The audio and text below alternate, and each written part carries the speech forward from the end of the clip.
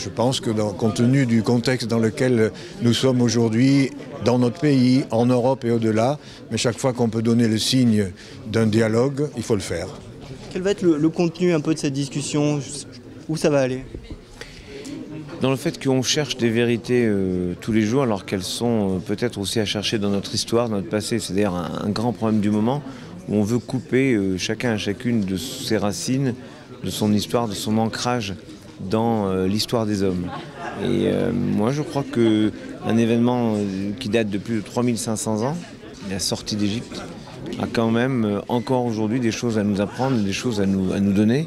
Et quand on le fait dans un partage d'événements différents, puisque la mort et la résurrection de Jésus pour les chrétiens se placent exactement au même moment, c'est une façon de nous rendre compte que le temps fait de nous des contemporains. Quand on partage le temps, on devient brusquement des contemporains, c'est des gens qui partagent le temps. Et c'est déjà beaucoup de partager le temps. Vous savez, moi je vois beaucoup de couples qui ne sont pas sur le même temps. L'un veut dormir quand l'autre veut sortir quand l'autre veut aller travailler. Partager le temps, c'est déjà pas mal, on va essayer ça. Exactement. Monsieur le Grand Rabbin, ce matin vous étiez au Vernet aussi pour vous recueillir, rendre hommage aux victimes du crash de l'A320. Pourquoi d'abord avoir choisi d'aller là-bas et puis qu'est-ce que vous avez ressenti sur place?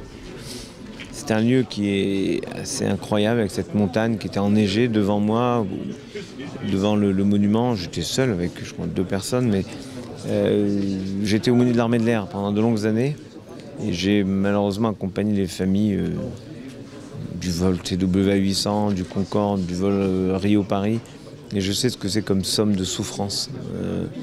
Il se trouve que quand l'avion est tombé, j'étais à Marseille, j'avais immédiatement envoyé un aumônier militaire ici. Puis pour les cérémonies, j'avais envoyé le rabbin d'Aix-en-Provence.